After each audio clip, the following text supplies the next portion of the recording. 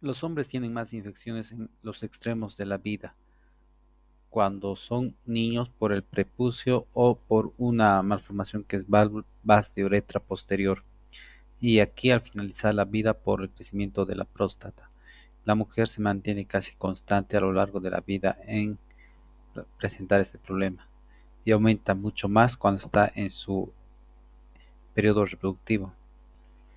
La clasificación de las infecciones del tracto urinario son en complicada y no complicada. Cuando es no complicada, el tracto urinario se encuentra normal y el huésped se encuentra saludable. Cuando está complicada, se divide en anomalías funcionales. Por ejemplo, tenemos aquí una vejiga neurogénica, o estructurales, una estenosis o un crecimiento de la próstata. Cuando hablamos de un paciente comprometido, estamos hablando de un paciente que tiene diabetes mellitus, que es inmunosuprimido, que tiene un trasplante renal, que tiene VIH, que toma corticoides, que es anciano, una mujer que está embarazada. Si estamos frente a un paciente con una infección urinaria complicada o no complicada. Entonces, dentro de los factores, de las cosas que hemos comentado de factores demográficos, podemos decir que el embarazo es una condición, el sexo masculino, sobre todo en esta etapa de menores de 50 años. Pero hoy hay un cambio en la práctica sexual de los hombres y tienen relaciones anales heterosexuales. El hombre con su mujer tienen relaciones anales. Y hoy se ha visto un nuevo incremento en la presencia de estas infecciones urinarias en los varones. La edad avanzada es otro factor de riesgo. Cuando vemos comorbilidades que ya hemos comentado, diabetes, inmunosupresión, insuficiencia renal, trasplante renal o historia de tener ya infecciones urinarias en la infancia. Cuando hablamos de las características, es una infección intrahospitalaria, es un uropatógeno multiresistente, los síntomas ya tienen más de 7 días de evolución, recientemente ha recibido antibióticos o los pacientes han sido recientemente sometidos a una instrumentación urológica, es otro factor que podemos decir que hace que estas infecciones puedan ser complicadas. Y pueden ser anormalidades que estén condicionando problemas funcionales o anatómicos del tracto urinario, como uropatías obstructivas, hiperplasias prostáticas, estrecheces uretrales, presencia de catéteres en la vía urinaria. Entonces, estas son las condiciones que hacen que los pacientes puedan tener infecciones complicadas. En la mujer, En esta gráfica nos muestra cómo aumenta el riesgo a medida que la mujer inicia su actividad sexual de 1, 2, 3 hasta el 7%.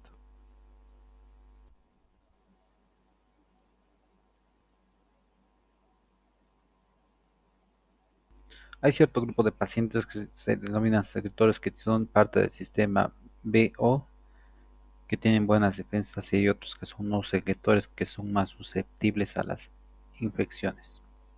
Esta proteína de TAM fosfat es una proteína que protege porque las fimbrias tipo 1 se van a unir aquí y van a ser eliminadas. Las fimbrias de tipo P manosa resistentes no se van a unir a la proteína de TAM fosfat. no se adhieren, no se. Las bacterias tienen al antígeno K eh, y a las hemolicinas. Tenemos factores que nos protegen: el flujo urinario, la osmolaridad, el aumento de la urea, pH bajo, la proteína de fosfat, interferones, interleuquinas. En las mujeres mayores se repone los estrógenos para evitar que sea un factor de riesgo.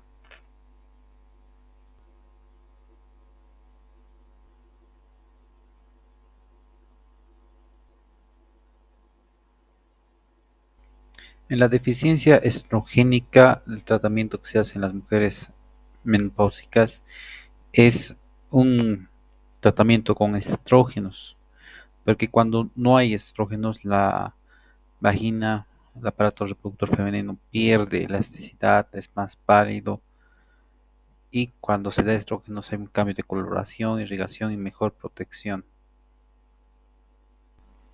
En los factores anatómicos hay que añadir lo que es el prolapso genital, que causa un residuo postmiccional. El residuo postmiccional no siempre está asociado a prolapso. Por ejemplo, en personas diabéticas que tienen vejigas neurogénicas. el número uno y de lejos es la Escherichia coli, ¿no? Estamos hablando de los cultivos que han salido positivos, el 82% son por Escherichia coli, 5.23 por Klebsiella pneumoniae, después el Enterococcus con 4.14, Proteus tienes 2.52, Enterobacter 1.44. Entonces, cuando uno va mirando este gráfico, probablemente es en base a esto que nosotros tenemos que empezar a tomar decisiones de qué hacer con estos pacientes. Un concepto que quiero insistir con usted.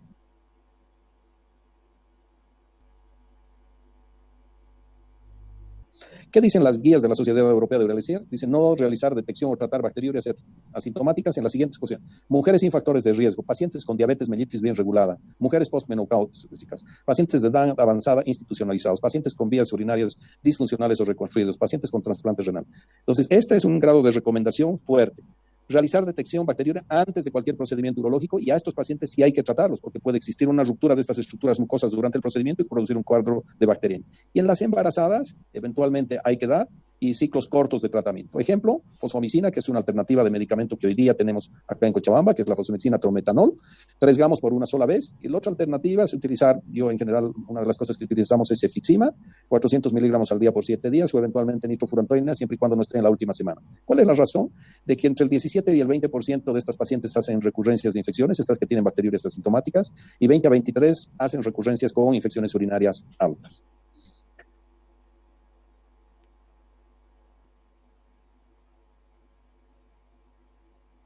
El tenesmo es la sensación de terminar de orinar y tener la sensación que la vejiga no se ha vaciado.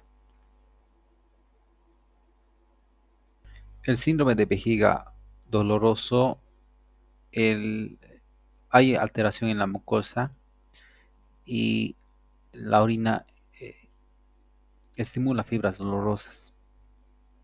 EPI es enfermedad pélvica inflamatoria.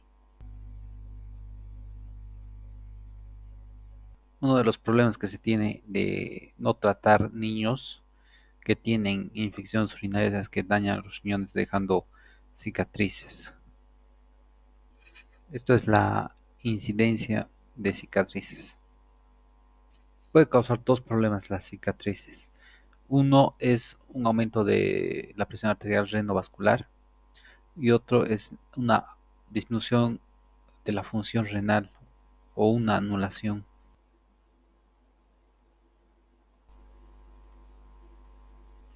Lo ideal es en la mañana, pero también se le puede tomar cuando se necesite.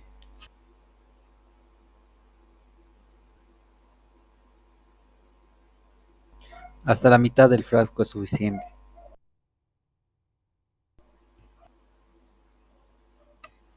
Ya estamos viendo las alternativas. Sonda o punción, pero punción es muy invasivo. ¿Qué pasa con los niños? Los niños tienen alteraciones, malformaciones y obstructivas son 10% en los hombres y 2% en las mujeres. Duplicaciones ureterales que no necesariamente significan problemas, pero hay que valorarlos en el entorno de infecciones, 5% en los hombres y 12% en las mujeres. Cicatrices renales, los hombres hacen más, 13% versus 4.5%. Y el reflujo vesicoureteral depende de la edad, pero en líneas generales es una entidad que hay que estudiar, valorar. Es por esto que los pacientes niños que tienen infecciones urinarias, una vez tratada la infección, se los deja con profilaxis y se los estudia. Inicialmente se pide una ecografía y eventualmente una cistografía para estudiar la vía urinaria. Entonces, un poco en función a eso se define qué es lo que se va a hacer.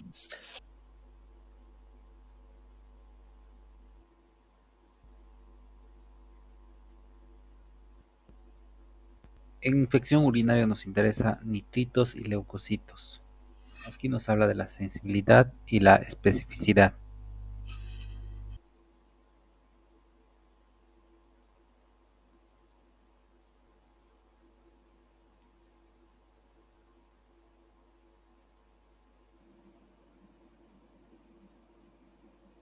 Entonces, esto es un poco lo que creo que tenemos que acostumbrarnos a hablar, que dice la guía americana de parasitis no complicada, que la primera línea de tratamiento es la nitrofurantoína, y en esto estoy absolutamente de acuerdo.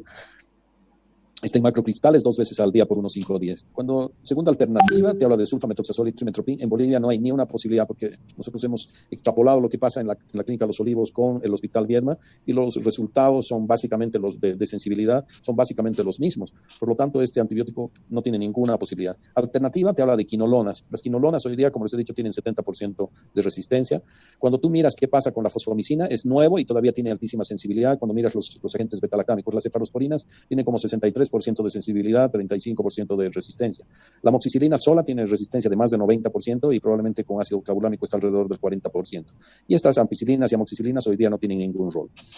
¿Qué dicen los europeos para las cistitis no complicadas? Con lo que estoy de acuerdo, fosfomicina, con lo que estoy de acuerdo, nitrofurantoína. Y nosotros no tenemos pirmesilina, ¿no? No tenemos eso. Y como alternativa, cefalosporinas, acá yo uso bastante la cefixima, que es una cefalosporina de tercera generación. Se utiliza 400 miligramos al día por unos 3 a 5 días y los resultados son bastante buenos. Y sulfamethoxazol y trimethoprim para nosotros no es una alternativa por su gran resistencia. Entonces, en las recomendaciones de las guías del 2020 de la Asociación Europea, recetar fosfomicina, pirmesilina o nitrofurantoína como tratamiento de primera línea. Y te dicen utilizar aminopenicilinas o fluoroquinolonas para tratar cistitis no complicado. Y esto es bastante real en relación a lo que sucede con los pacientes en Bolivia. Este Sanford Guide, que es esta guía de manejo de infecciones y de antibióticos, que es algo que realmente vale la pena siempre revisar.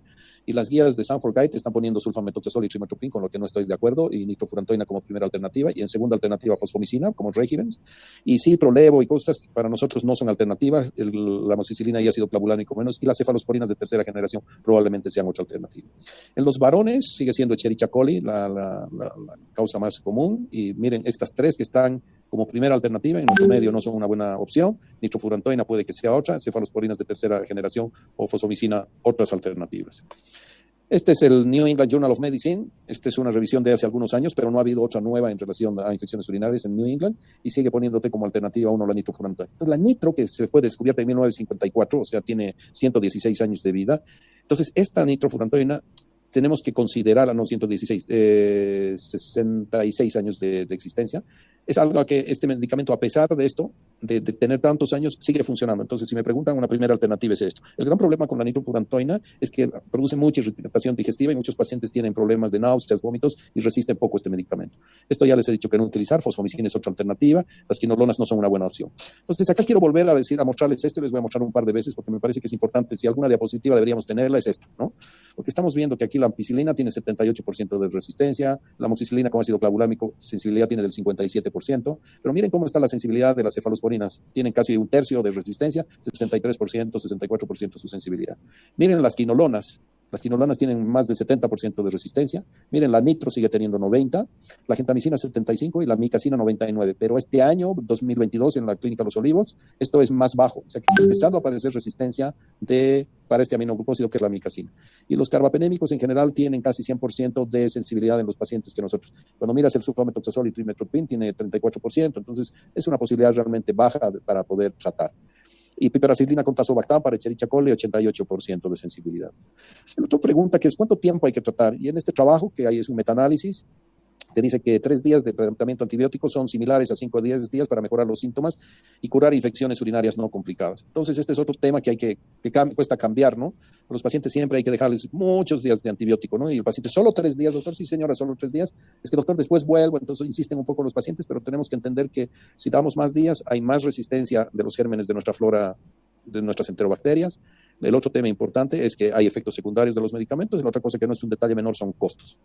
Cuando los pacientes tienen infecciones urinarias recurrentes, estas son definidas como que en un periodo de 6 meses tienes 2 o más. Y si en más de 6 meses, más de 3 en el periodo de un año. Entonces, cuando tú tienes estas infecciones urinarias, a estos pacientes hay que hacerles profilaxis. Si se trata de mujeres y que tienen estas infecciones que recurren, es un poco cambiar hábitos, evitar la actividad sexual anal, tomar abundante cantidad de líquido, estas cosas como que ayudan. El aranda no es otra alternativa, pero se les deja profilaxis postcoital. Tienen actividad sexual, hacen pipí, se lavan y toman una dosis única de antibiótico. Y estas son las alternativas. Probablemente lo que más uso yo es nitrofurantoína, una tableta después de la actividad sexual. Quinolonas no uso nunca y alguna vez utilizo alguna cefalosporina de primera generación. Si los pacientes tienen, a pesar de todos estos cambios, persisten con sus infecciones, los dejamos con profilaxis durante un periodo de tiempo y básicamente les dejamos todas las noches durante un periodo de 3 meses y cada 45 días vamos viendo que no haya infecciones con general de orina. Y si durante 3 meses no han tenido infecciones, esto lo espaciamos y les dejamos otros 3 meses cada 48 horas, un día sí, otro día no. Y si en ese periodo de 6 meses no ha habido infección, suspendemos. Probablemente el que más se utiliza es la nitrofurantoína, ¿no? Es el antibiótico que más se utiliza. Pero hay que tener cuidado. Algunas veces veo que dejan nitrofurantoína en forma indefinida y algunos pacientes pueden evolucionar con fibrosis pulmonar. La nitrofurantoína puede producir fibrosis pulmonar y no es infrecuente encontrar pacientes que puedan tener fibrosis pulmonar secundario al uso excesivo de nitrofurantoína.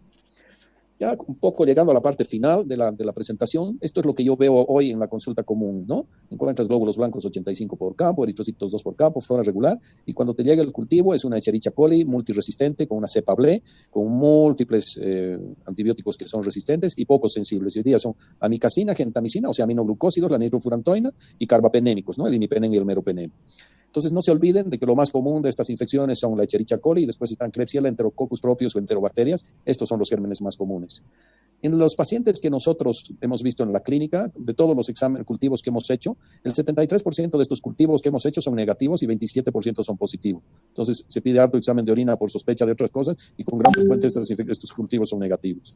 Ahora, de los que son positivos, de estos cultivos que han salido positivos, la gran mayoría son mujeres, 3/4 partes son mujeres y 1/4 parte son hombres. Y esta es la otra cosa que les decía, ¿no? No, todavía no. Este es algo que tiene que ver con edad y los grupos etarios que tienen la mitad es gente entre los 61 y los 100 años, entre 40 y 60 años el 24% y entre 20 y 40% el 16%. En 20 y 40 años el 16%. O sea que el 90% de los pacientes están entre los 20 y los 80 años, ¿no? Esto es lo que les comentaba hace un momento. Hoy día estamos viendo muchísimas bacterias resistentes. Hay diferentes mecanismos de resistencia y solo vamos a encontrar sin ningún mecanismo de resistencia el 10%. El resto tienen algo. Las BLEA, que solamente, digamos, estas son las que son la ampicilina y la amoxicilina, ¿no? Pero ya cuando entran las cefalosporinas dentro de este grupo, ya tienes las betalactamasas de espectro extendido, además, todas las penicilina. Entonces, en general, estos dos grupos representan ya el 73% de pacientes que tienen resistencia. Entonces, esto es algo que estamos viendo. Cada vez vemos bacterias más agresivas y con mayor mecanismo de resistencia y definitivamente tiene que ver con la responsabilidad con la que manejamos esta enfermedad. Entonces, no todas las bacterias tienen la misma sensibilidad. La Escherichia coli, por ejemplo, que representa el 81%, estas son sus sensibilidades. Entonces, como alternativa número uno, si es una Escherichia coli, definitivamente yo utilizaría la nitrofurantoína como primera alternativa. Eventualmente la fosfomicina, que acá no está, que hoy, antes porque se han reproducido relativamente recién, pero yo creo que es una alternativa súper interesante. Estamos viendo alta incidencia. Y posteriormente probablemente pasaría yo a cefalosporinas de tercera generación como cefixima, y si eventualmente necesitamos inyectar, definitivamente yo me voy con amicacina más que con gentamicina, ¿no? Porque es mucho más sensible. Cuando miras Klebsiella, esto cambia, ¿te fijas? La Klebsiella, 100% de las Klebsiellas son resistentes a la ampicilina, pero sensibilidad casi el 60% tiene con amoxicilina con ácido clavulámico. Las cefalosporinas en general tienen un 50-50. Las quinolonas tienen una sensibilidad de 40%, 60% de resistencia, y les va mejor a la amicacina, al meropenem o al imipenem, un poquito menos a la piperacilina con tazobactam. Estos son enterococos, que definitivamente las alternativas más interesantes siguen siendo la nitrofurantoína, las quinolonas 50% y la ampicilina y la amoxicilina con ácido clavulámico 90%. Entonces, probablemente si me das a elegir, yo partiría en estos pacientes con amoxicilina con ácido clavulámico como primera alternativa, nitrofurantoína como segunda alternativa. ¿Qué pasa con Proteus, que es el 2.2%? Definitivamente, como alternativa número uno en Proteus, puedes pensar en amoxicilina como ácido clavulámico como primera alternativa, y como segunda alternativa cefalosporinas de tercera generación, y si persiste esto habría que eventualmente dejar antibióticos como los aminoglucósidos, ¿no? O carbapenemes si la enfermedad está más activa. Entonces estas son las alternativas que uno tiene que tener claridad de qué es lo que vas a hacer. Si tú tienes un paciente que tiene un estafilococo coagulasa negativo, esto es 1.26%, nitrofurantoína probablemente es una alternativa interesante, la cefoxitima es otra alternativa. Entonces, ya casi terminando, tengo unos minutos, explicarles que en el Hospital Viedma también se ha hecho, y nosotros hablamos de 82%, en el Hospital Viedma desde hace unos 5 o 6 años, tenían 81% de de Escherichia coli igual que nosotros. Y en los pacientes hospitalizados este baja como a un 59%. En los pacientes ambulatorios definitivamente se fijan las quinolonas.